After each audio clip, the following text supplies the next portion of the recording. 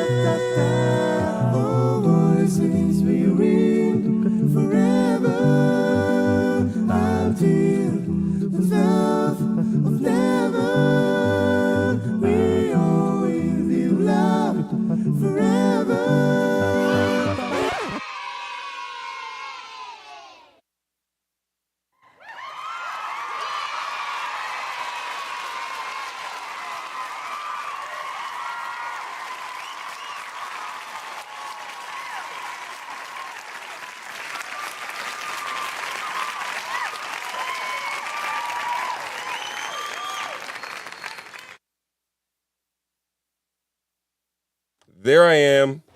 Here he is. Oh my God. Help me out. I had to get the spare. It's crazy out here in these streets. Let the children sing because it's crazy on these streets. Talking shit, getting clicks, and it is oh my goodness. There we go. We live our show tonight. We're gonna talk about Jesse Jackson. Yeah, we are.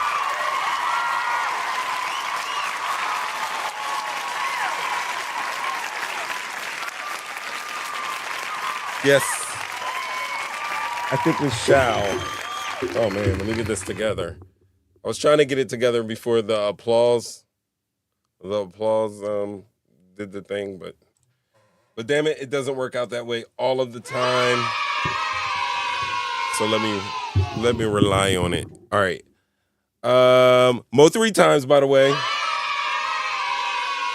If you don't know, you're with Mo 3 times right now. And this is We Live.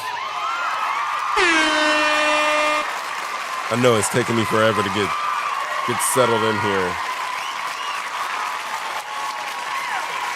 If you guys saw Jesse Jackson, that's what we're going to be talking about tonight. Jesse Jackson. What's good, everybody? Salute, main line. Ramen, love. How's everyone doing this evening? Yo, check this out. All right. It's Black History Month, and Jesse Jackson just passed away yesterday, February 17th, 2026, right? So what I did is I wanted to talk about Jesse Jackson. He is not a figure that I would normally do for Black History Month on this show. And the only reason why is not because he doesn't deserve to be, some sort of retrospective of his life and legacy and everything like that, because obviously he does. The reason is because he's a notable figure. A lot of people know him, and I like to go for, the people that we may have missed in these. Thank you very much. You are so lovely. Ladies and gentlemen, I give it up for Ev Love. Let the children sing. See you, Jangs. They bought me food.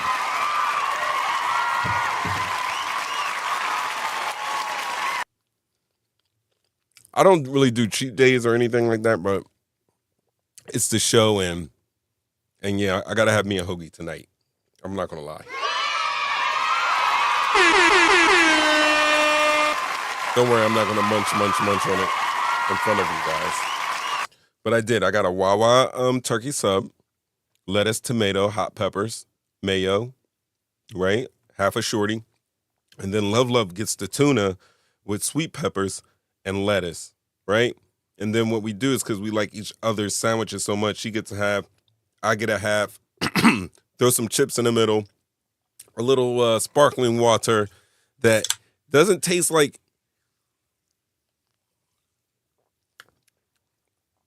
you can tell it's sparkling water, but if you belch right, it's like a Sprite. I'm not even going to lie. Let the children sing. It's like a Sprite. We're getting healthy now. Yo, I lost I lost 7 pounds in 3 days. It was crazy. People were like, he's fading away, but actually it was just because I decided to eat right and drink a crap load more water. That's all. See, my youthful glow is coming back. Oh, this is what I meant to tell all you guys. I'm sorry. It's taking forever. It's forever. I'm not going to rush it.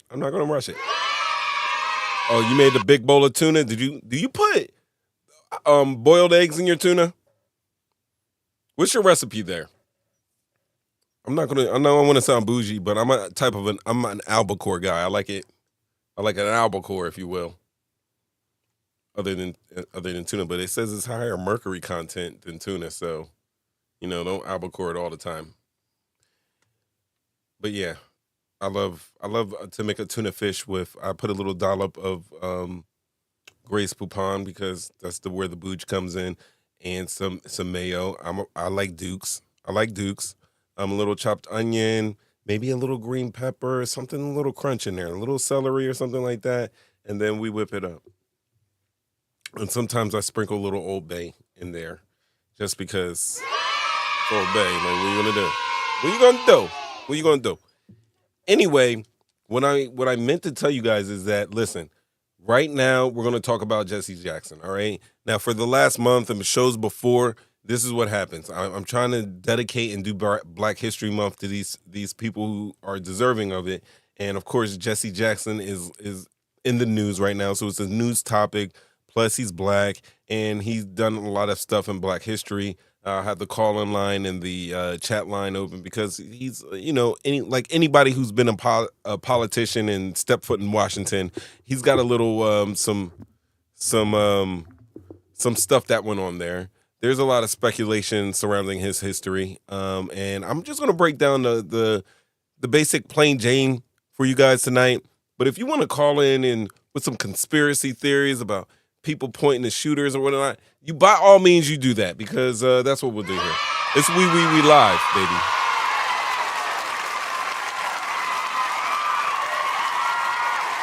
But don't get it twisted.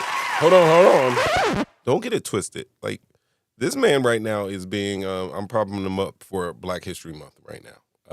So Reverend, doctor, politician, all that stuff. We're going to talk about Jesse Jackson this evening. Okay, now it's been 2 minutes I've been meaning to tell you this, and I'm so long-winded that I haven't been able to. But listen to me. Listen to me carefully. Careful, you should listen to me, because I get it. It's we Wednesday. Black History Month is cool and everything like that, but we got so much stuff going on in the news. Now, I'm not going to get into the Epstein thing tonight. We're not going to get into politics tonight, because we always do that. And I love doing it, and that's what I stand by it, because it needs to be done. But right now there is a lot going on in Washington, D.C. and around our country, United States of America.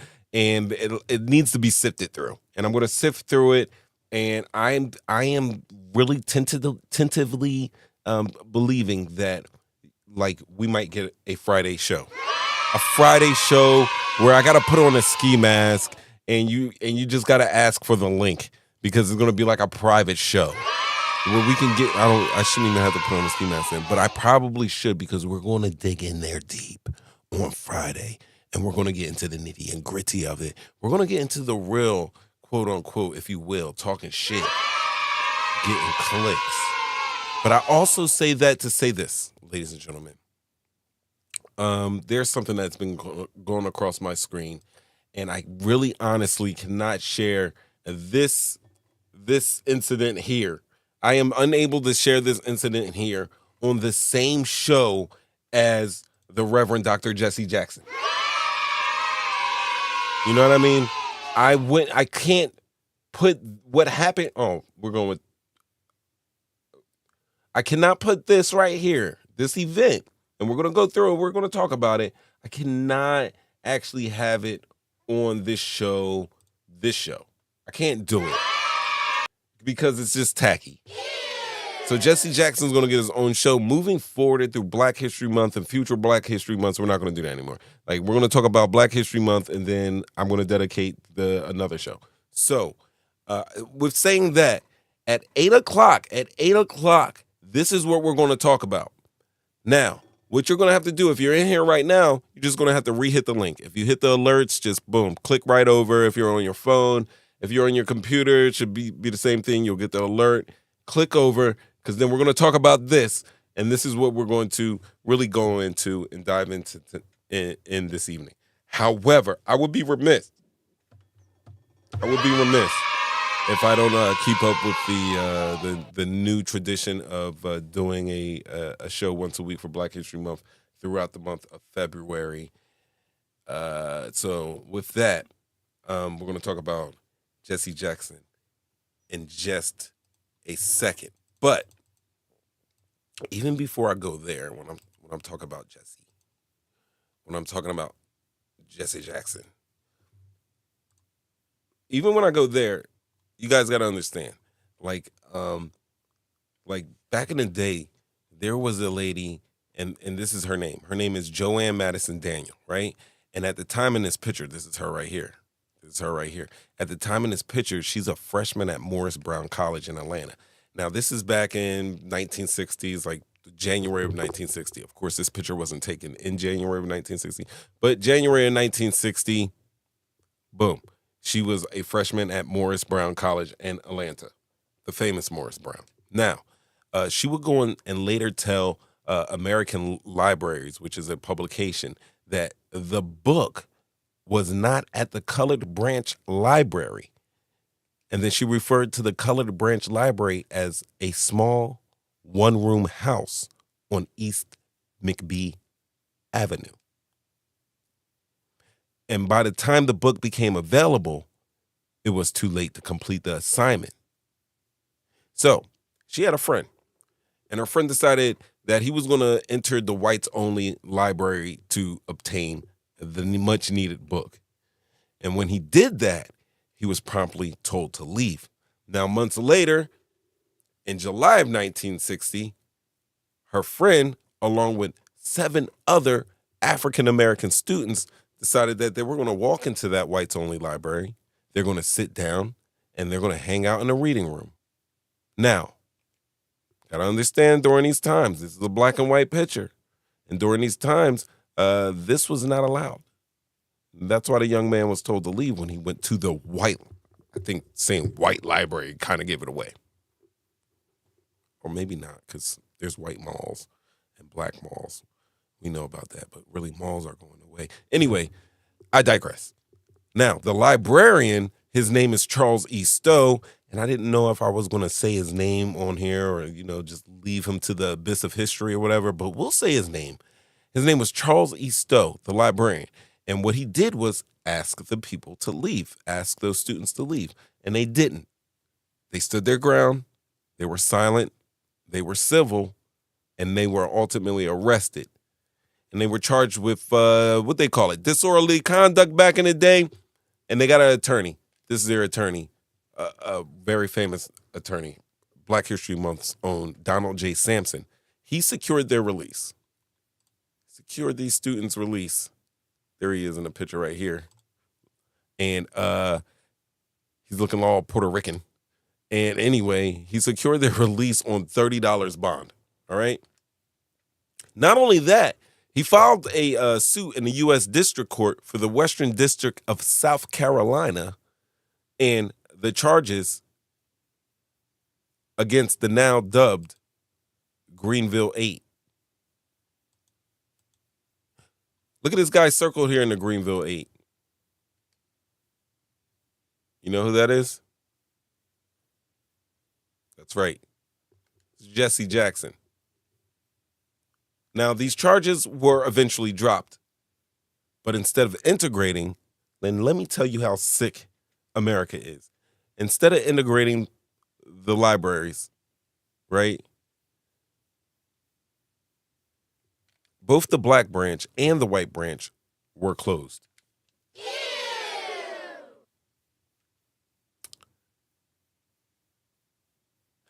Now, during these times, it's supposed to be called separate but equal. It was segregation, but it was supposed to be separate but equal. So you're supposed to get the same stuff, but we know that didn't happen. Students didn't get the same books. The whites had refrigerated fountains while the blacks had the runoff hot pipe fountain. The black students had a one-room house as their library.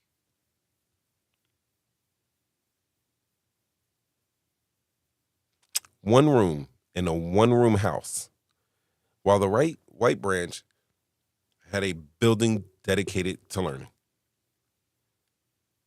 And when a suit was made, instead of integrating the libraries, hell, give the blacks a couple hours each day to get a book. Do that.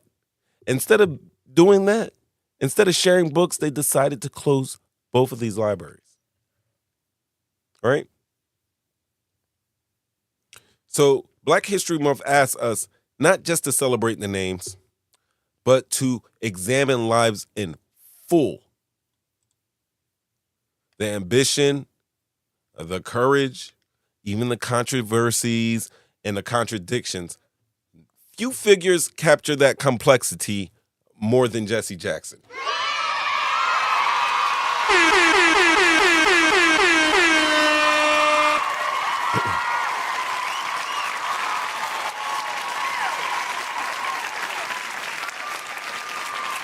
For over 6 decades, he stood at the crossroads of faith, of protest, of politics, of diplomacy, and even public scrutiny. His story is not neat. It is not neat at all. It's layered. And that is precisely why it matters. Now, this is baby Jesse Jackson. Aww.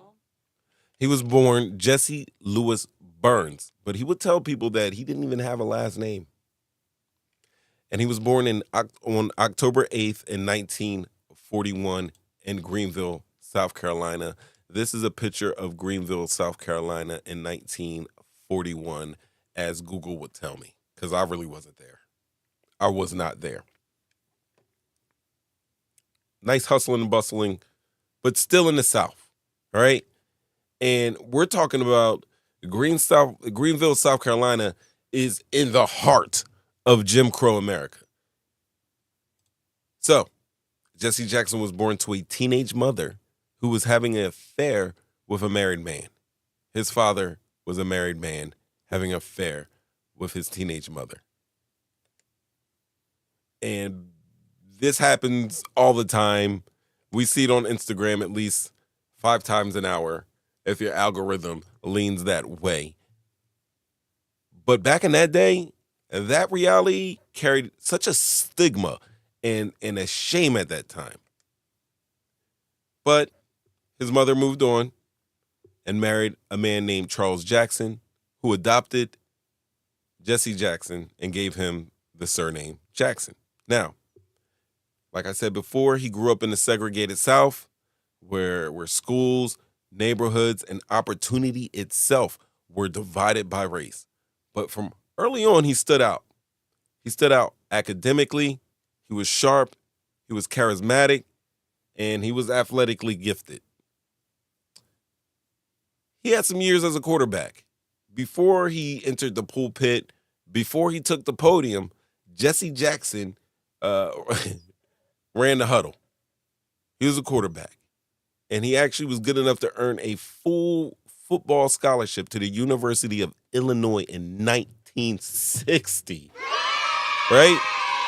And this is at a time where racial integration in major college football was still evolving. Black quarterbacks were rare nationally. And many programs shifted black athletes away from quarterback. Still happens today. Because of racist assumptions about leadership and intelligence. And also, quarterback is a position that does carry a lot of weight. And the not superiors felt that it was not a position for a black man to play. So it was already hard enough to get on the field, let alone be the leader of a football team at, I think, Illinois is like a Big Ten school at the time, if it's not still a Big Ten school, right? But later, he transferred to North Carolina A&T State University, which is a historically black college and university. And I tried to look up some stats. I tried to look up some stats, okay? I really tried to look up some stats, but I couldn't find any on his college career at all. I mean, and it's not unlike, because many schools in the early 1960s didn't really archive detailed player stats.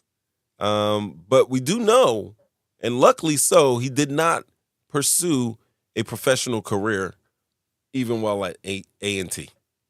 Instead, he leaned towards ministry and activism. And that began to pull him more strongly than the football field. But the cool thing is that quarterbacks call plays. I mean, they command the huddle. They represent the team. That instinct that he derived over the years would later translate from the gridiron to the national stage, right? So then we're talking about the civil rights movement in the early 1960s. Jackson joined the Southern Christian Leadership Conference, Martin Luther King, led by Martin Luther King, right? And he was also there and present in Memphis in April of 1968.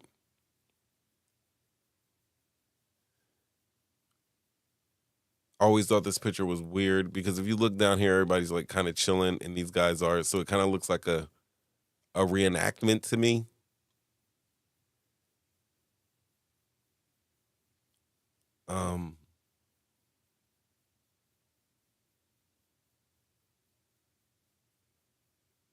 Or it's just happened and like nobody knows what's going on. But who is this guy in the window? Who is that guy? Anyway, all right. So Martin Luther King is assassinated, okay?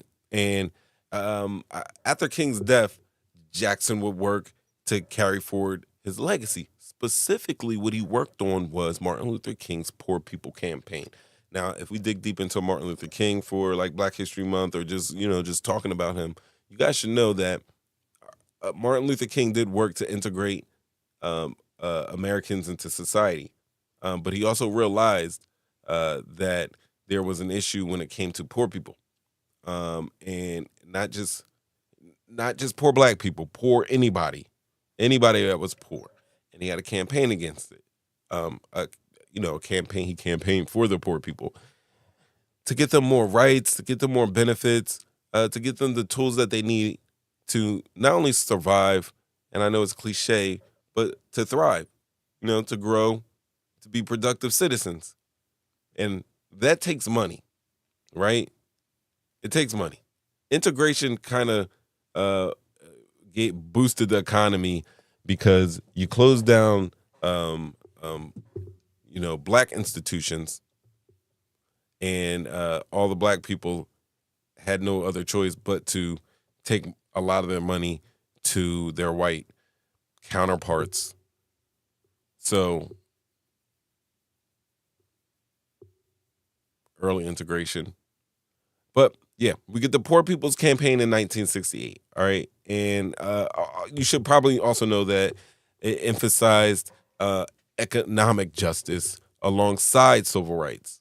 Right. So the high points to this, I would say, would be that there was a rising national recognition of Jesse Jackson being a powerful orator, that he was able to mobilize crowds, and he was able to bridge the church and activism.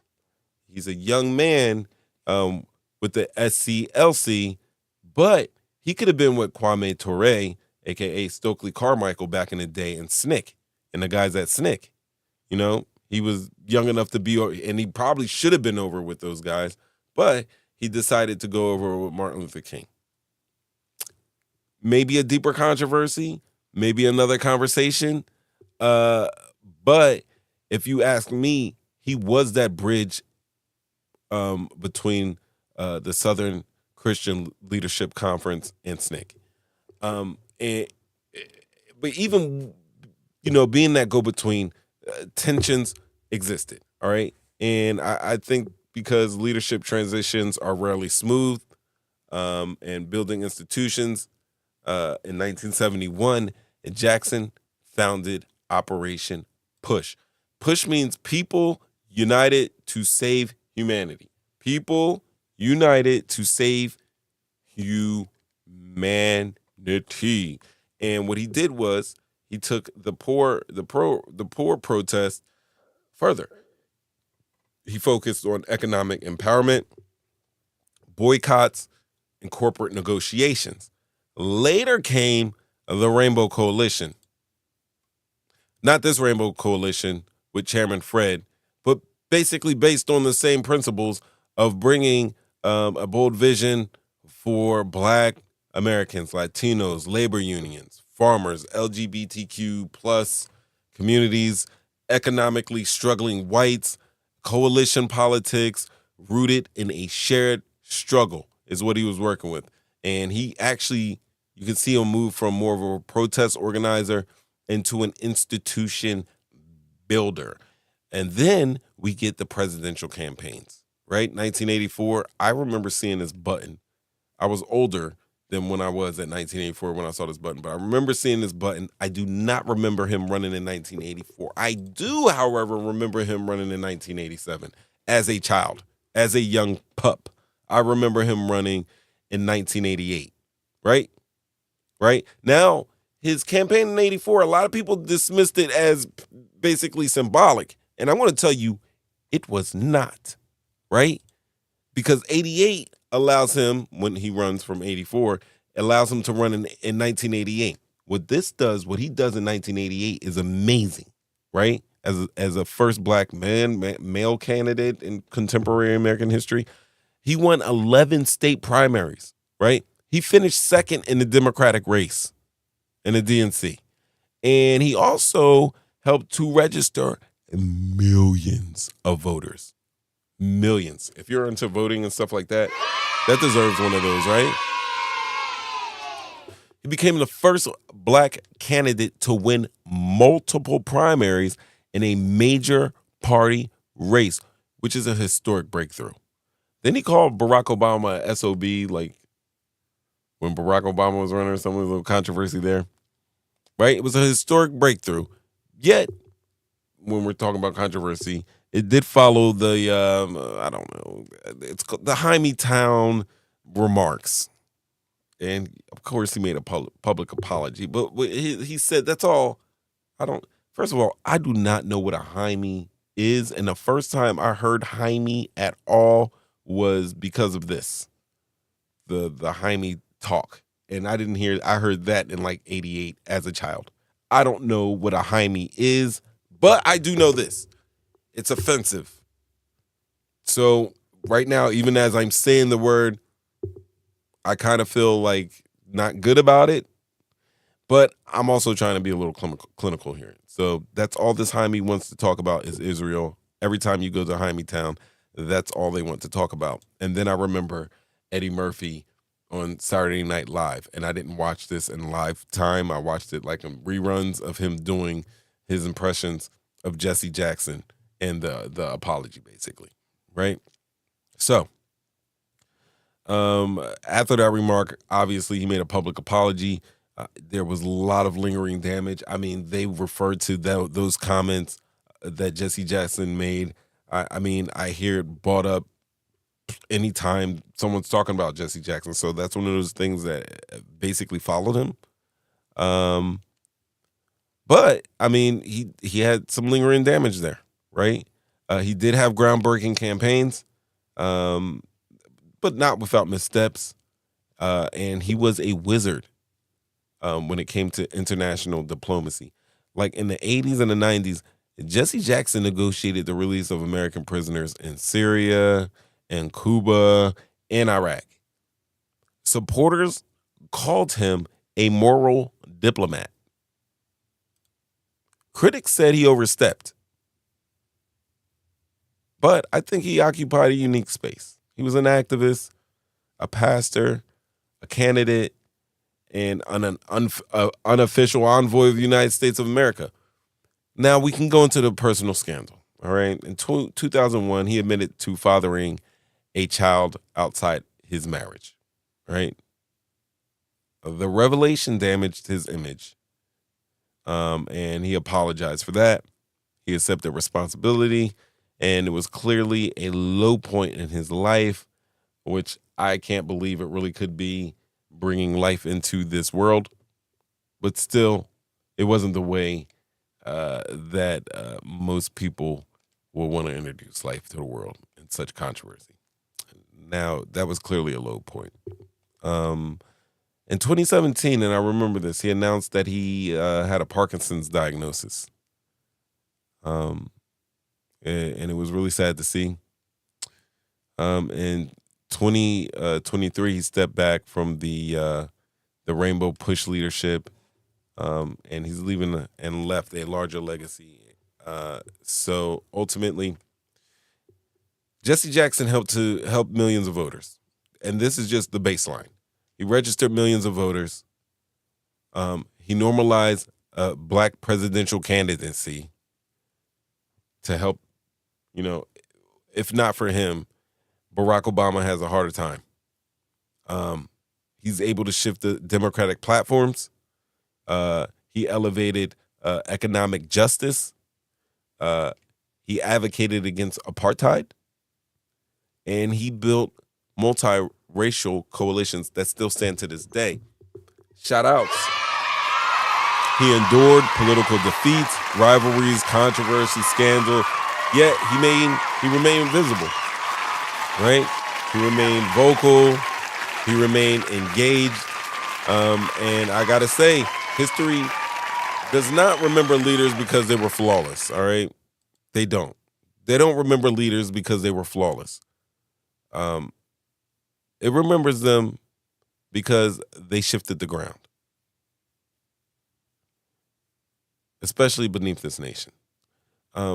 Jesse Jackson did not become president, but he expanded the boundaries of who could. And he went from a quarterback calling plays in a huddle to calling national conversations about justice, economics, and power. Black History Month is definitely not about perfect heroes, okay? It's about a cost, a complexity, and a courage. And in that arc of American history, Jesse Jackson remains bold, imperfect, and undeniably impactful.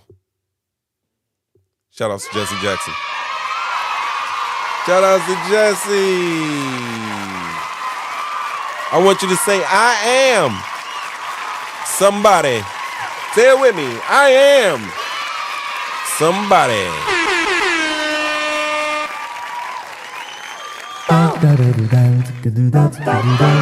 All right. Yo. Listen to me right now. I'm going to click off right now because of Jesse Jackson. But we're about to get into our next show. If you got the alerts, hit that alert. If not, the link's there. Go to my channel, Talking Shit, getting clicks on YouTube. These are the we episodes, and they're going to continue. But you're gonna have to click. You're gonna have to click go live again. All right, that's what I'm gonna do. I will see you guys immediately in the next 10 seconds. All right, peace.